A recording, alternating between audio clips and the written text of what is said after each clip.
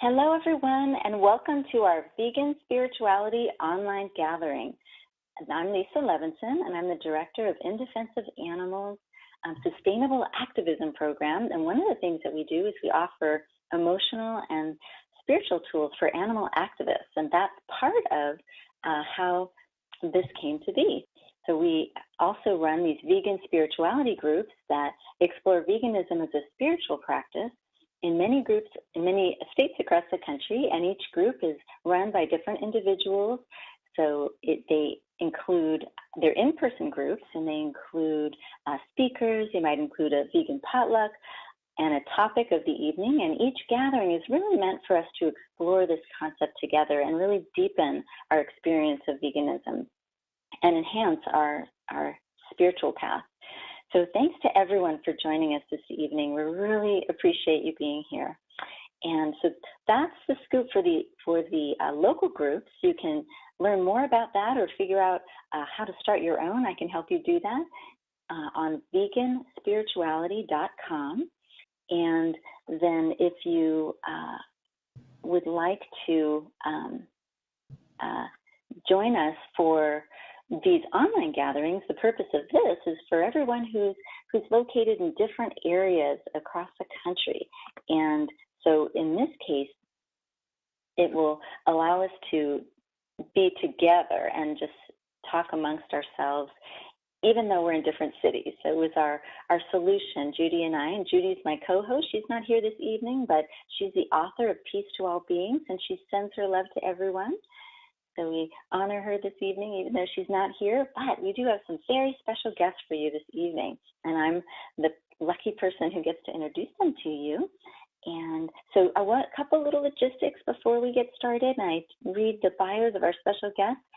If you don't mind, everyone who's online with us, and thanks for joining us, to please keep your audio and visual in the off mode while we're doing the interview. And then afterwards, we'll have a Q&A session when you can unmute your audio and turn on your video. But for now, we're going to go ahead and have everybody's video off. There's a bar to the right side where you'll see some different tools, and you can go ahead and click off for the audio and off for the video. Then we'll go ahead and we'll be able to see our guests in just a moment. So a little bit about them, just to let you know, we've got Zel and Reuben Allen as our guests this evening, and they're dear friends of mine. I'm so glad they could join us. I'm going to read a little bit about them so you can get to know them, hopefully as well as I do.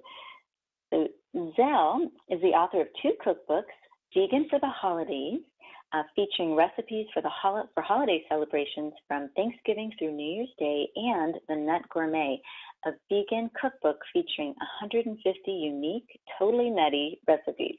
She's also the co-publisher of Vegetarians in Paradise, which is vegparadise.com, an online monthly vegan magazine operating for 16 plus years. Yay! You can also find her blogging at her Nut Gourmet blog, which is nutgourmet.wordpress.com, a cozy niche for tons of nutty endeavors. Zel's published articles on exotic vegan dining can be found in Vegetarian Journal and Vegan Health and Fitness magazine.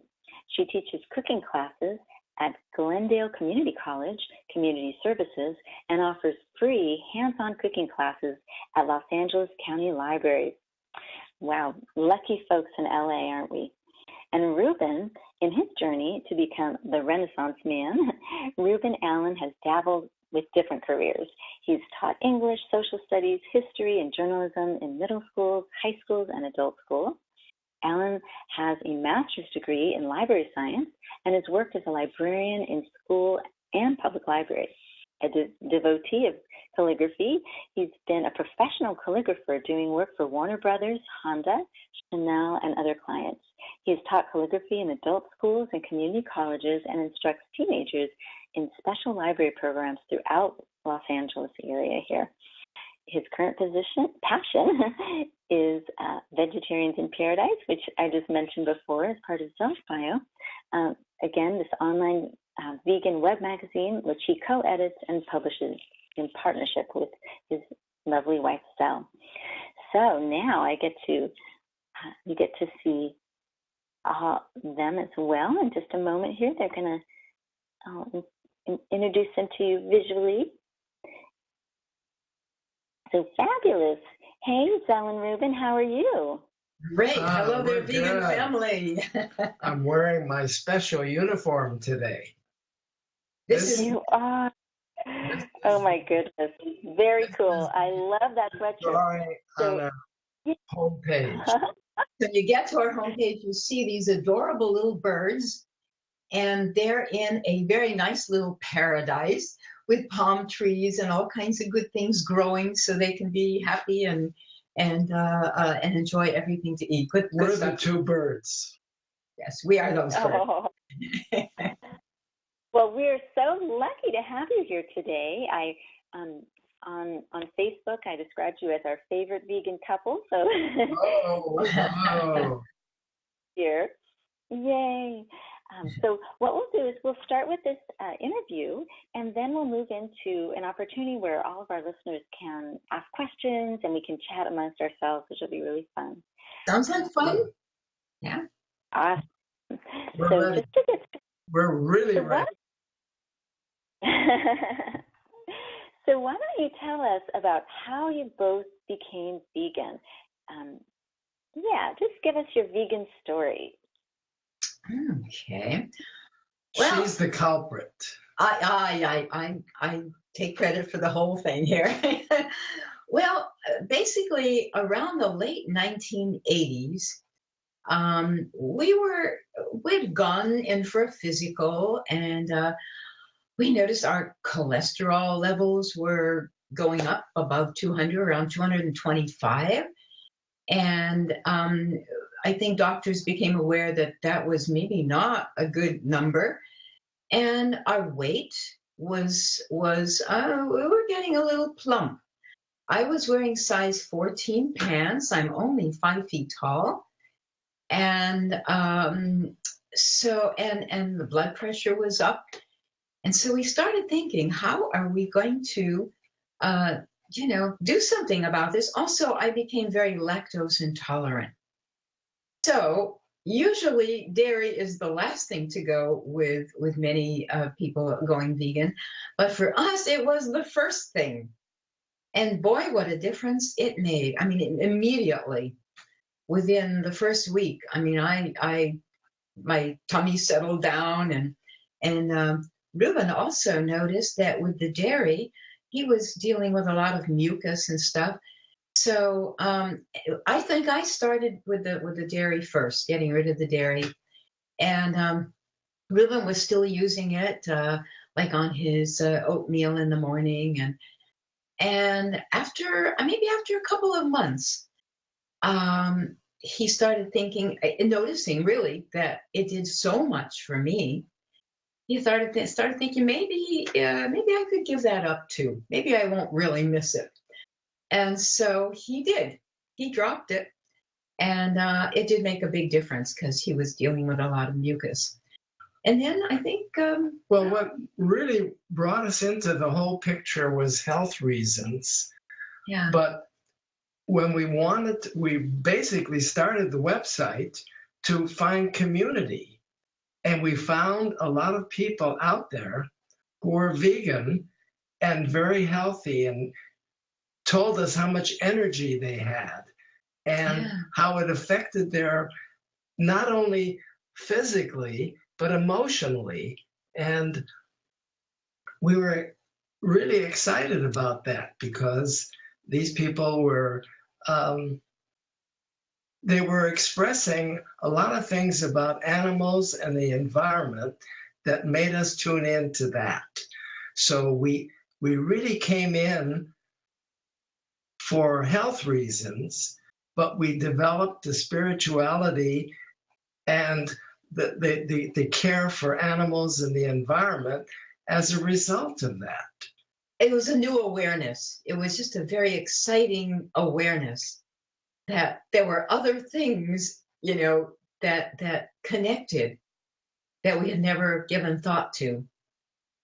And of course, now, we certainly wish that others across the nation would also bring that awareness in. There's a disconnect. We notice a disconnect. When we came in initially, we chose the name Vegetarians in Paradise because when we started in 1999, a lot of people didn't know what the word vegan meant. But we were determined that we would have everything vegan in our online magazine but we wanted to use the word vegetarian because people were more aware of what a vegetarian was. So we've kept the name, and maybe some people misunderstand, but if they start looking at our articles and stuff, they would know immediately that, it is a vegan website. Anyway, so back to the dietary thing. So little by little, we dropped the meat and then the chicken, and the last thing to go was the fish, and we have not looked back since. Didn't miss it, because it didn't take very long before we began feeling this wonderful zest for life that we didn't really have before. It was just, life was always good, but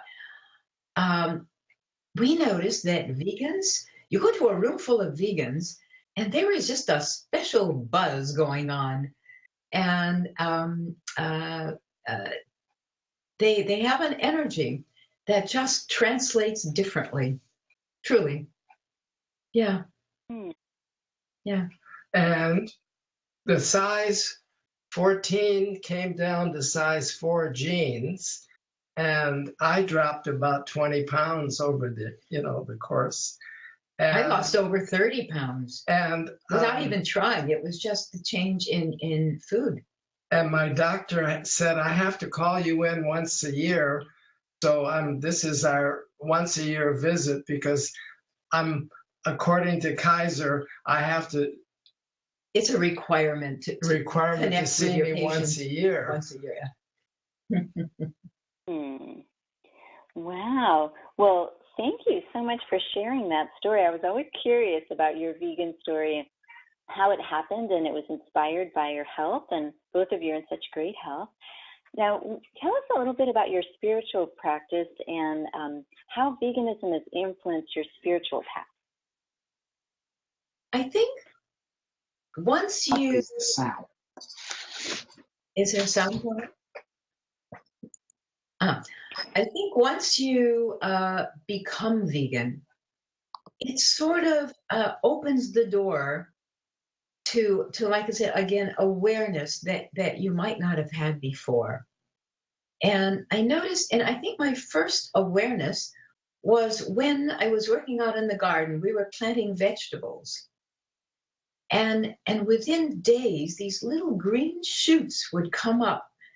And it was like, oh my goodness, this is just divine providence. It's just such a wonderful feeling to see these things growing. And it's part of nature. And it just connected me to the earth in a way that I had never tuned into before. So yeah, it has, and I think both of us just going out and plucking a tomato from the tomato plants, and it was ripe and beautiful and so delicious, 10 times better than what a tomato would taste like that you buy from the market. Yeah, this has to be spiritual. It is just a special connection. Yeah, it's I think started with conscious eating, and your consciousness just explodes from that. Yeah. And what we want to do is be poster children for the vegan lifestyle. And people have pictures of vegans being unhealthy and like they have to rush to the hospital to get some protein and all this nonsense that comes with the idea of veganism on the part of the public. And we want to demonstrate that vegan is okay. It's special. Definitely. Yeah. Well, that's lovely. And how do you think this change, just as it influenced you spiritually, how do you think it will influence others? Do you think this will help them making this switch to veganism? Do you think it will help them on their spiritual path? We teach vegan cooking classes at the Glendale Community College, where we have smaller classes and an opportunity to really talk with our students. And oftentimes we'll ask, what brought them to the class. And it isn't usually veganism, it's usually a curiosity. Then every once in a while we'll have a vegan student, who comes in and has also expressed the fact that it gives them a special light. There's just I guess a fullness of life, just a very special feeling. And how we can, tell me the question one more time, how we can help others. Is that what it is, how we can help others? I think that by giving them vegan options, by developing or introducing them to vegan food and encouraging them to eat, the more they eat, the more they will feel closer. We had an interesting experience. We had gone to a vegan seminar, and there was a vegan monk, and he talked about his trip coming down from Northern California with a group of other monks, and they would every so often sit and meditate. And while they were doing this meditation, they were sitting on the ground, and this was in California. One of them noticed a tap on his shoulder, and he looked up, and first thing he saw was jeans and cowboy boots and a belt buckle and a cowboy hat. And he said, "Oh, you're a cowboy?" He said, "Yeah, I am a cowboy." And he said, I also meditate, but I'm having a hard time meditating." And so the vegan priest said, "Do you eat meat?" And the guy says, "Yes, sure. I'm a cowboy. Of course I eat meat." And the priest said, "Maybe give up the meat for a couple of weeks and see if that helps." Well, a couple of weeks later, they were on their way back up to Northern California, and they meditated again in about that same region. And again, they get this tap on the shoulder, and the cowboy said, "Boy, what a difference it has made. I am meditating like crazy, and the meat is gone." And so I think for many people, the meat just seems to have interference. They say it makes people more angry, more emotional, and that kind of thing.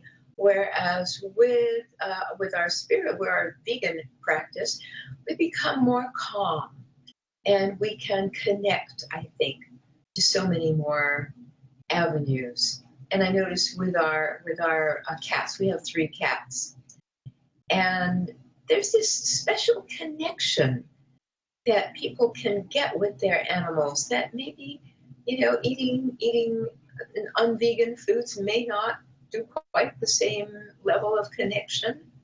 No. Yeah. In our cooking classes, we appeal to their stomachs. And, what you eat is very important to you, to a lot of people. And we try, Zel makes everything look very attractive so that you're appealing to their vision, you're appealing to their sense of appetite and all that. And it's very important to have. One woman said, "Would you join us for lunch today? They'll have lettuce for you."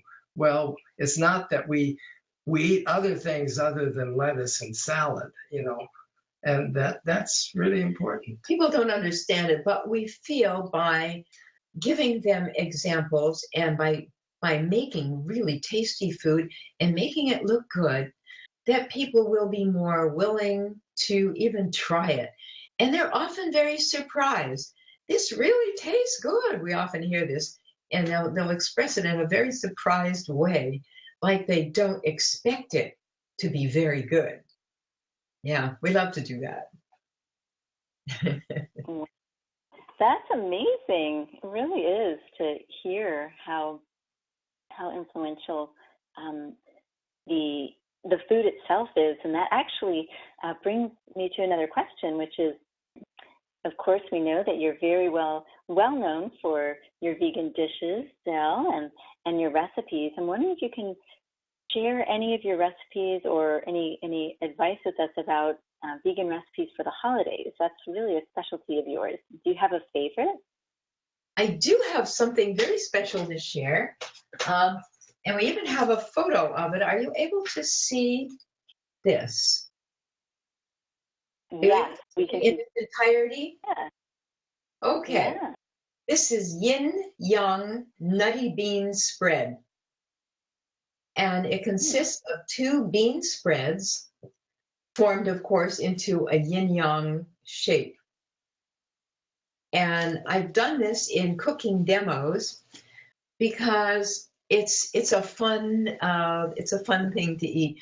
The white portion, the white spread, is cannellini or Great Northern white beans and macadamia nuts, although you could use other nuts, and seasonings to make it taste really nice.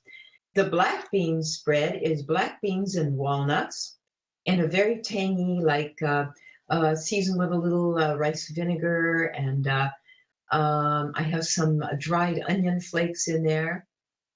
And when we serve this at a party, people will often look at it, and nobody wants to be the first one to touch it because it looks so perfectly formed.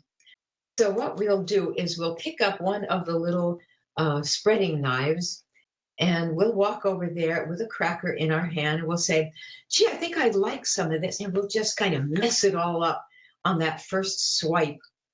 And people go, oh, okay, that sort of gives them permission to go help themselves, because people don't want to mess it up. They don't want to be the first one to mess it up. Anyway, so this is one of our fun recipes, and that's in the Nut Gourmet. I think we also have it on our website as one of our appetizers. Makes a great little starter. You just put it on the buffet table, and it's a terrific little starter. Yeah. And last night we had Holy Moly Pozole. Pozole, yes, we did. And it's a Christmas Mexican type soup. But if you're traditional in the Mexican community, you put pork in it. But we make it, Zel makes it tasty without any animal ingredients. Oh, yes. It has tomatillos, has a little bit of a jalapeno if you like jalapeno. It's got black beans and pinto beans, lots of vegetables. And traditionally, the pozole is served with lots of little add-ins on the side. Like there'll be a little bowl of sliced radishes, shredded cabbage, chopped avocado, and you add those in as little toppings. When we finish the interview, we'd like to invite you over because we have selected seconds tonight. Yes, we do. Yummy. Ooh, that sounds wonderful. That's great. Wow. Well, I wanted to also ask you, we know you're amazing chefs, and that recipe sounds delicious. Also wanted to check in, a lot of the people who join us and who listen to this program, they're also animal activists, and we're wondering if you have any advice for them to stay spiritually strong as they continue to advocate for animals.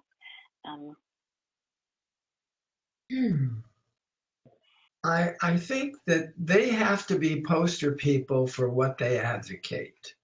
I think that's so important. And I think it's important for them to look healthy and to keep the battle on. I mean, to express their ideas and avoid trying to pester people. I think that's what we do, is we become demonstrators of a lifestyle that does no harm to animals. We feel that by sharing, that's another thing, share. By all means, make a nice vegan meal, invite people over. And you don't have to hound them to death. They will feel it bit by bit, you know. So I think the sharing has been very effective for us. We've invited a lot of non-vegans over, and they go, "Oh my," you know.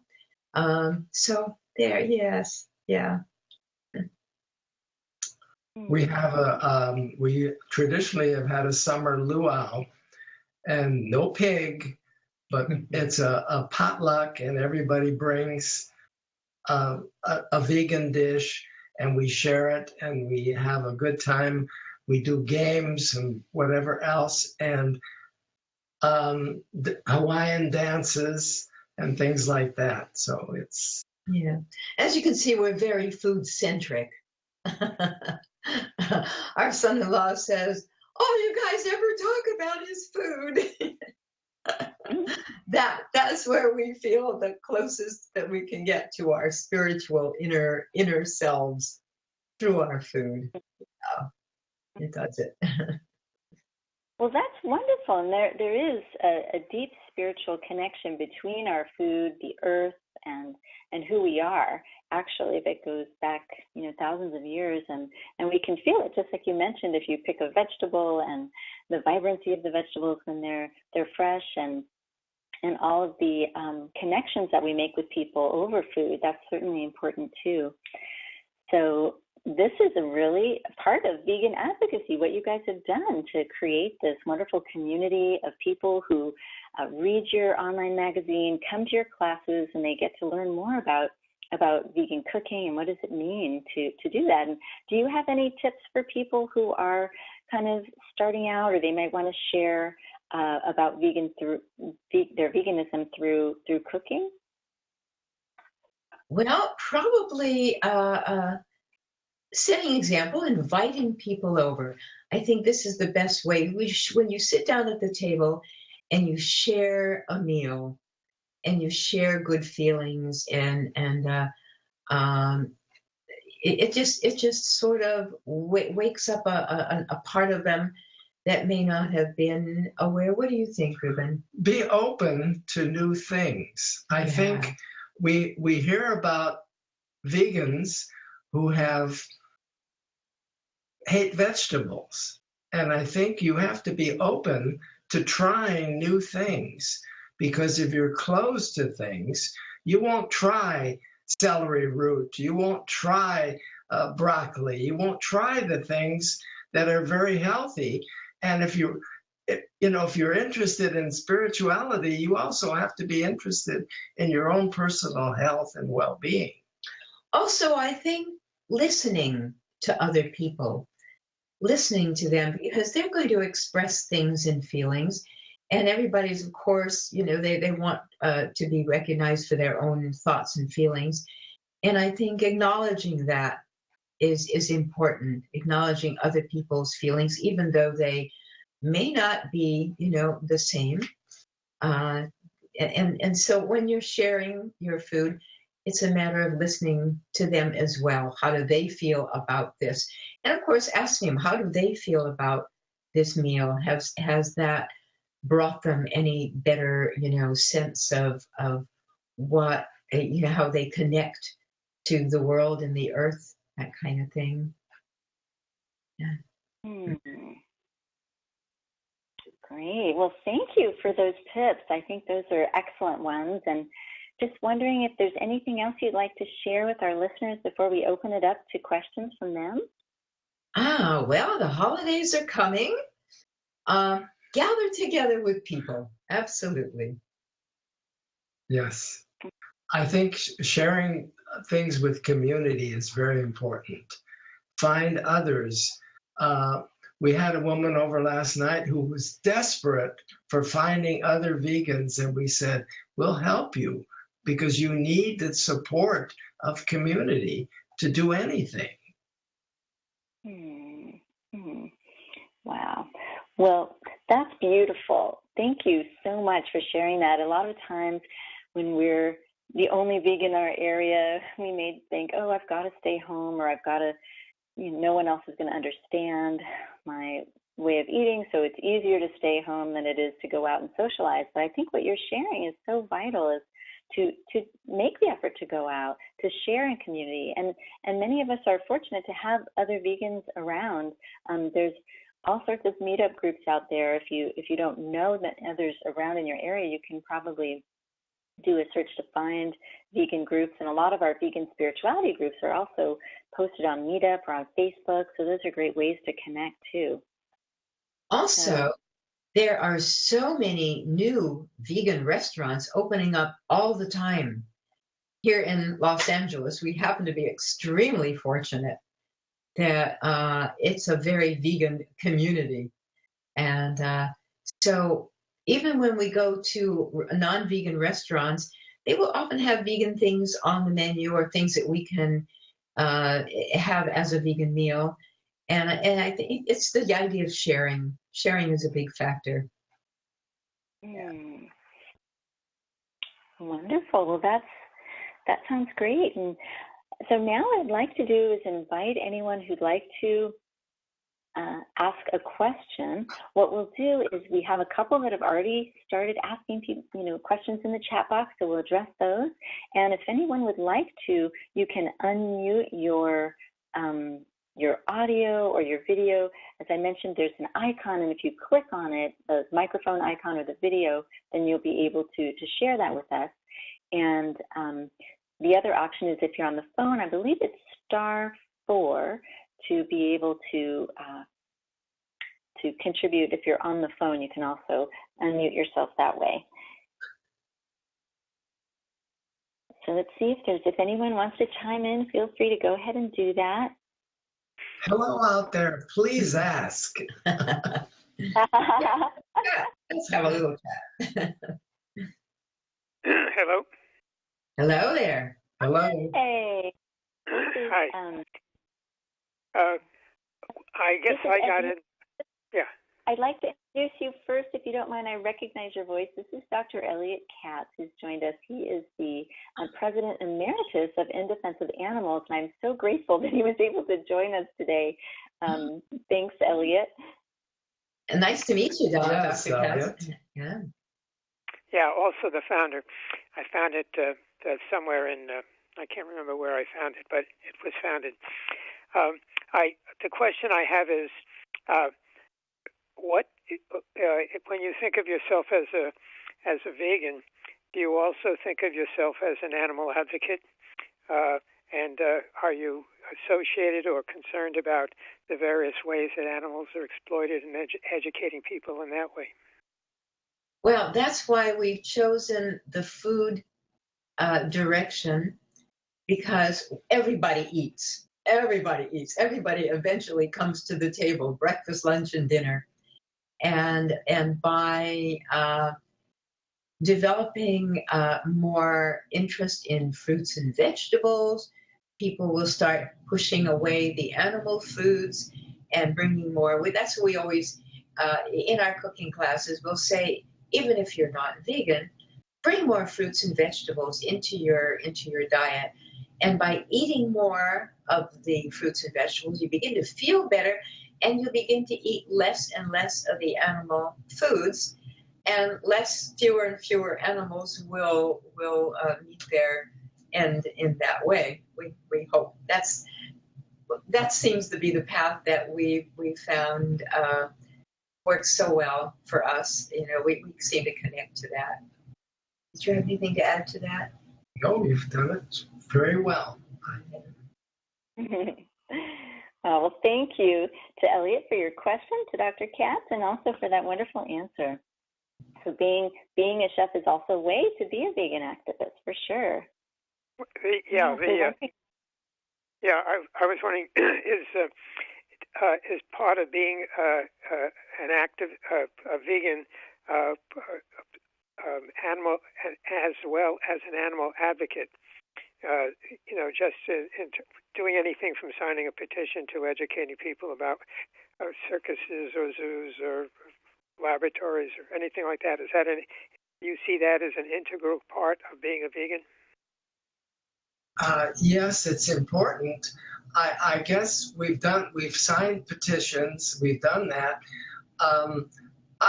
We don't think of ourselves as activists, and yet we are. And yet we are. And people said, yes, you are. I can't demonstrate. I find that it's very difficult for me to get out there and demonstrate.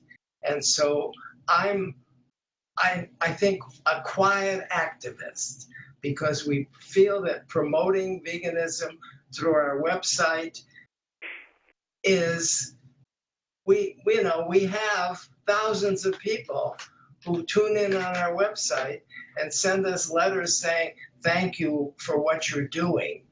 And some of them say, thank you for what you're doing for animals. And so maybe that's our way of being quiet activists. We're not out there on the front line. You don't have to be on the front lines. I mean, nowadays with social networks and through your website and so forth, you can be educating people to other things that they should stay away from, rather than just staying with the. For instance, the simplest way is, are you concerned about the animal ownership? And people shouldn't be thinking of themselves as the owner of a piece of property when they think of animals. And that's a simple way to spread the word about one's responsibility. So, as well as all the other ways, because I would say 90% of all animal advocates are not out there on the front lines. They're simply working through educating people through their emails and through their websites. Oh, totally agree. Totally agree. Yes, absolutely. And also step in here because, I think that, and I know Judy Carmen, who's not with us today, also fully agrees that sharing the delicacies that you do that are vegan it really turns a lot of people onto this lifestyle. And that's like the first step for many people. They learn a little bit about health aspects, and then they become very interested in how they're feeling, and they start to, as you mentioned, tune in more to their spiritual selves, and then become more compassionate. Their circle of compassion widens, and they start to embrace all living beings as part of those that they feel compassion towards. And I think that's really the essence of what I would call a very valuable type of activism. And that's what we experience. You're just saying what we've done. That's our path. We've experienced that, exactly. Yeah. It just opened doors that were not. That's for you. Oh. Well, that's why we really wanted to have you. Judy and I were so excited to have you as part of this program, because you have your reach is pretty outstanding, to have like 100,000 people who receive your Vegetarians in Paradise, and for many, many years. So you guys are really creating a legacy in and beyond the Los Angeles area. So I wanted to let other people know about this form of activism, and also just the way in which you do this. It's with such love and such acceptance, and you really engage people in a way that they feel accepted and they feel part of the community. And I think that's going to help grow the movement almost as much or more than some of the other activities. And as you talk with them, they'll learn and they'll research more details about it as they do that. So yes, it's a soft and warm way of including. We do restaurant reviews, and if we find that a vegan restaurant is poor, we won't review that restaurant. Rather than putting something negative online, we want to support vegan restaurants and we only do positive reviews of vegan restaurants. If something isn't absolutely fabulous, we might say, well, it didn't have enough seasoning for our taste, but we won't say it's lousy. So we keep it soft and soft and fuzzy a little bit. Soft, gentle, yeah. Well, so that sounds great. Well, let's address, we have a couple of questions in the chat box, and also, of course, we welcome people to share. So one of the questions is, what is your favorite vegan dessert to make at home? Oh, favorite vegan dessert. That is difficult. I started making vegan chocolate fireballs. And it's basically, I call it fireballs because it's got a little touch of cayenne in there. And it's little balls. They're little confections, basically.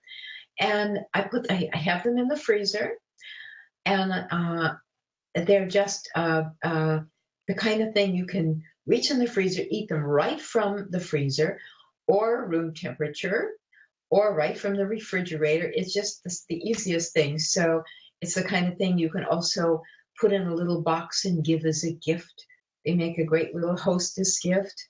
If somebody invites you to dinner or a little birthday gift or whatever for somebody who likes. Matter of fact, people often say, well, I never know what kind of gift to give to Grandma. Grandma usually loves sweets. Give her some chocolate. That's one of my favorites. What else? Well, apple quince. Well, very simple is to take pieces of ripe banana, put them in the freezer, and then come out and create a very simple soft serve ice cream, which is just bananas. And just mix it up in the. Well, we don't do a juicer. We have a food processor. Needs a little bit of maybe soy milk to give it a little juice to warm it up a little bit. But yeah, that's nice and easy. And if you want the chocolate, I guess I like chocolate. You don't need the dairy. And what we found is when we go to affairs and they have dairy things, we just walk away from it. But there are a lot of terrific vegan desserts now. And Zel put together a quince apple. I call it quince essential apple crisp. It's made with quinces and apples. But there was another one I was going to mention. Okay. In the Vegan for the Holidays cookbook, and I think I also have it on our website, we do a very simple compote, a very nice dried fruit compote with cranberries to give it this nice, little tangy quality. And then we bake some chocolate wafers and tuck it in. So the compote is in a little bowl, and tucked in are two little toasty, little vegan wafers made out of chocolate. Absolutely delicious, and it makes a beautiful presentation. I don't have a photo of that handy, but I think it's up on our website, and it's let's see, what's it called? It's compote. Oh, we have it. We have a couple videos that Zel did with another woman, and for Hanukkah. And it includes that dessert, I think, for Hanukkah. Let me see if I have it on the post. Actually, one of the other questions was about how to make vegan latkes for Hanukkah. Do you have any of that information, or is it on your website? That would be on our website as well.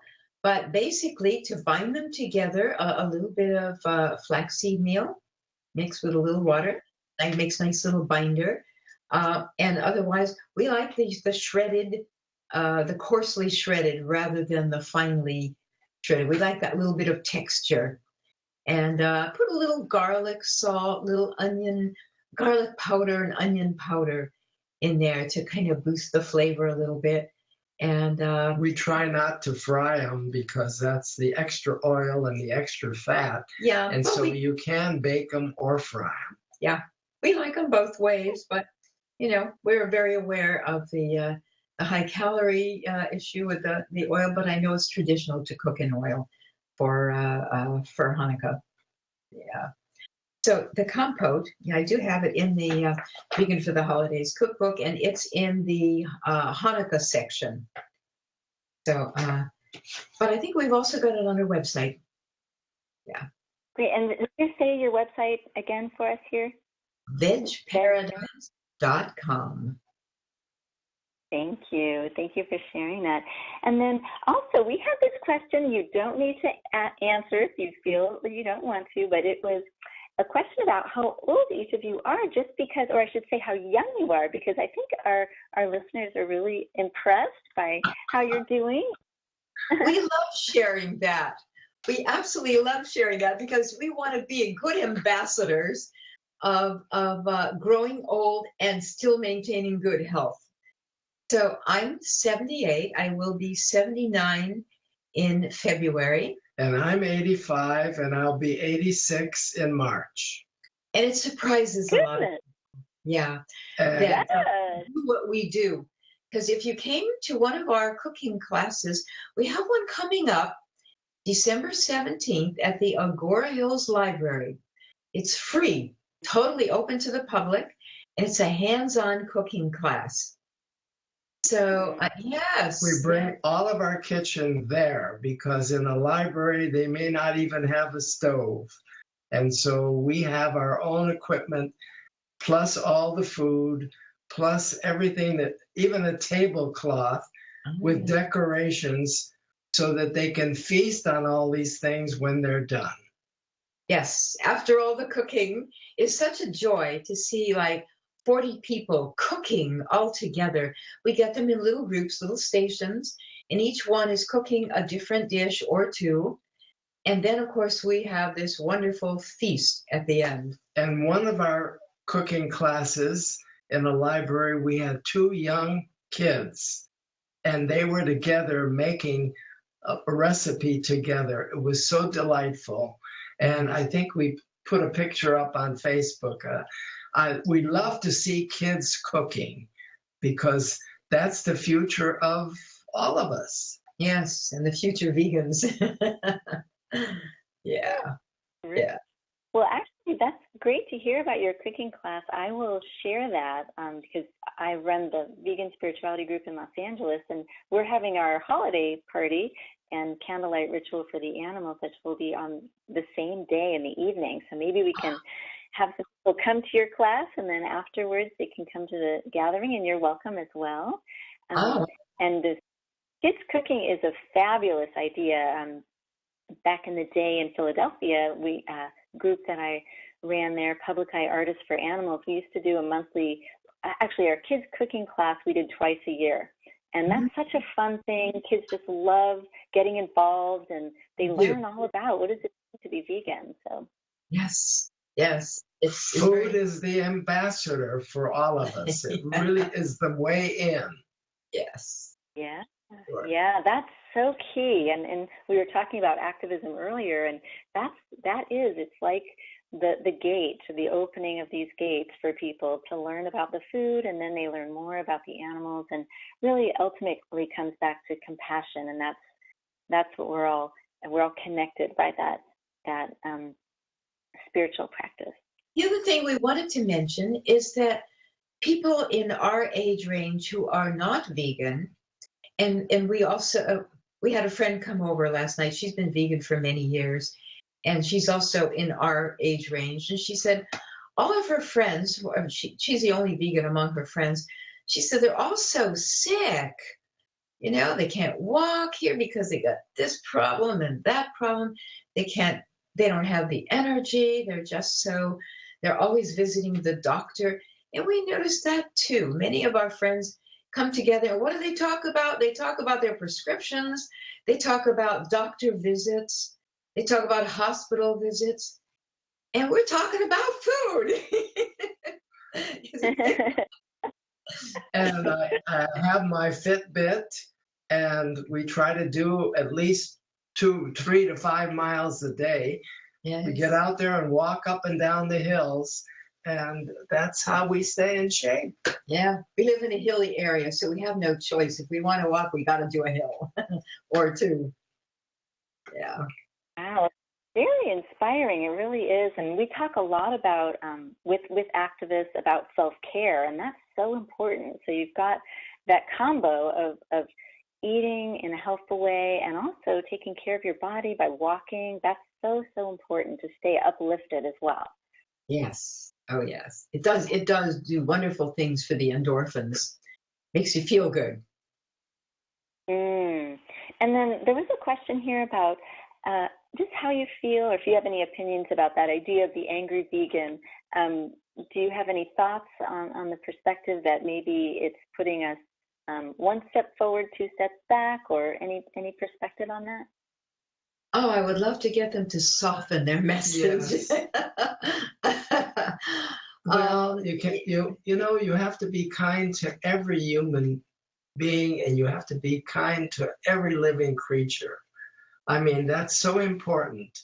And you can't have a split personality. You really should not have a split personality. You have to be, kindness is the key to everything.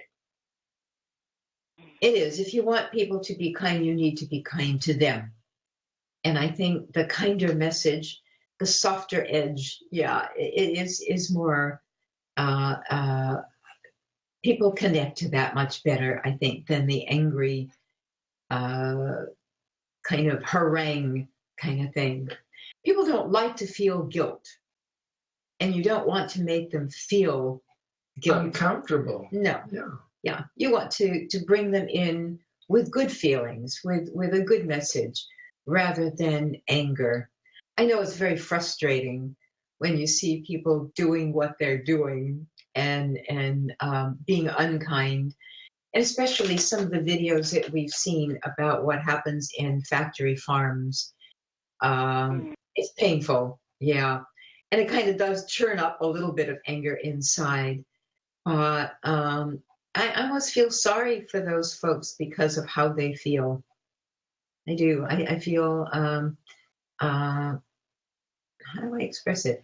I just feel sad for them because they're so angry and needn't be. Mm-hmm. So that there's that reaching out with compassion is just a different way to reach out. And I also, one of the comments here is that you've really channeled your talents and interests into this type of promoting vegan values and vegan cooking. And so I think that's one way when we do feel that anger inside, like you mentioned, to channel it towards something we love, and then we're bringing that to the world as a way to invite people into this lifestyle. Yes. We have on our front page this issue, and in the magazine, we have a story of a woman who tells how she lost 100 pounds. And we also have a doctor, a Kaiser doctor, who talks about his own weight loss and how he spread this to his patients.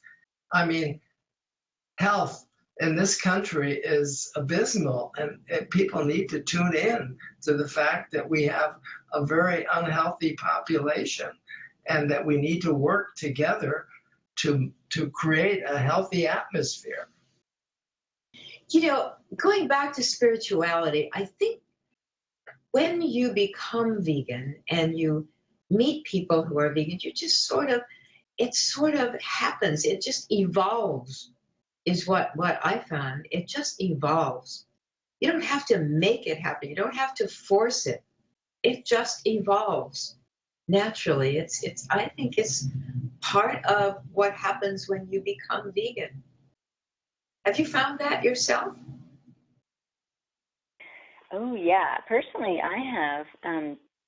I found that the one step leads to the other. One issue that you learn about, or one type of, if you learn about vegan cooking, then that just depends on how people got involved. But there's so many ways, and once you get in that door, once you have your first exposure to it, I think that's when one thing leads to the other. And I've definitely had people come up to me several times and say, I had a spiritual epiphany after I went vegan.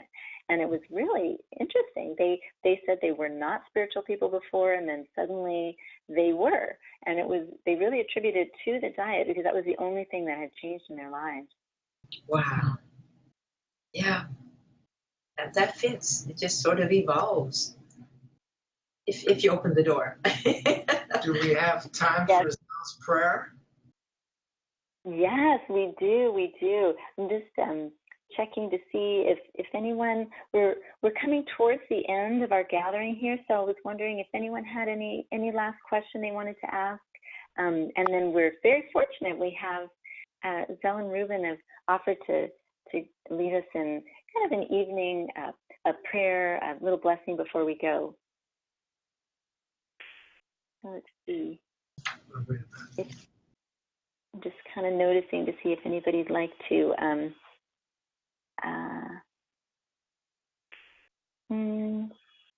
There's a few interesting questions here, even such as, what do you like to eat for breakfast? I don't know. Maybe we could answer that one before. Sure. Oh, yeah. Well, one of our favorites is an oatmeal sundae. And that's basically, oatmeal sundae, oatmeal, of course. Excuse me. We cook up old-fashioned oats, and we'll chop up a nice little fruit salad, put that on top, a little flaxseed meal on top of that, so we get our omega-3. Sometimes we'll put some nuts or some kind of sesame seeds or sunflower seeds on top. And we'll put a little soy milk on there. We don't make it sweet. We like the fruit to be the sweetener. And so that's our sundae. And of course, every season has wonderful fruits. So it varies quite a bit from day to day. Right now, we love pomegranate seeds on our fruit salad on top of our oatmeal. That's one of our favorites. What else? Were you going to suggest something? Oh, no. Well, Zel makes her own yogurt, too. And it's a topping on a fruit salad. And sometimes we'll do just a fruit salad with a few nuts and some hemp seeds on top of that. And that's fine. Other times, what I've done is take a whole piece of whole wheat bread, spread some hummus on top, slice tomatoes on top of that, and put some vegan cheese, put it in the oven and melt that in just about 5 to 6 minutes. And then we eat it with a knife and fork. It's a wonderful little breakfast. Just a patty melt is what it is. Except it's not a patty. It's a little open-faced sandwich melt. Well, So these are fabulous ideas. We eat well. Well, for more, if anyone has any questions regarding Zel's delicious recipes, you can check out their website and also the books that we mentioned. And I think in the newsletter, I remember also reading these amazing recipes that came into my inbox from your online magazine. So that's another great way to stay in touch with the Allens and also with their yummy recipes. So, yeah. Well, I'd like to take a moment and just thank you from the bottom of my heart and from the bottom of our collective heart for taking this time to spend together with us, to share your ideas, your thoughts, your values. And it's been a real pleasure having you as our special guest this evening. The pleasure has been ours. We enjoyed every minute of it. Oh, yay. And now if you'd like, you can share your blessing, and then we'll have a little group goodbye. Okay. May we all live in peace in a vegan world where we apply the essence of the golden rule, not only to people, but to all living beings. Thank you so much. That's so beautiful. I really appreciate the concept of it, and the golden rule is something that Judy and I speak about frequently as being connected in all different traditions. And so wonderful to have that reminder as we close out our program tonight. And I hope everyone can join us again next month. Judy will be back with us in January, and we'll have our guest will be John Pierre, JP is what he calls himself for short, and he's a very well-known vegan activist who also has a spiritual side, which he'll share with us as well. So we look forward to seeing you. It'll be the second Thursday of every month, but it'll be the second Thursday in January at the same time. So again, many blessings to all of you over the holidays. This is a special time, and we hope that you can find vegan community wherever you are, and so that you can celebrate with people who value your compassion for all living beings. So thanks to everyone for joining us, and we hope you can tune in another time. If you'd like, everybody can have a group goodbye and unmute yourself and share your video if you'd like. Yay. Yeah. Bye-bye. Oh, it's great to see you all, like angels coming through. How fabulous. Yes. Well, vegan hugs and kisses to everyone. Thank you very much. Have a wonderful evening. Thanks, everyone. Have a good night.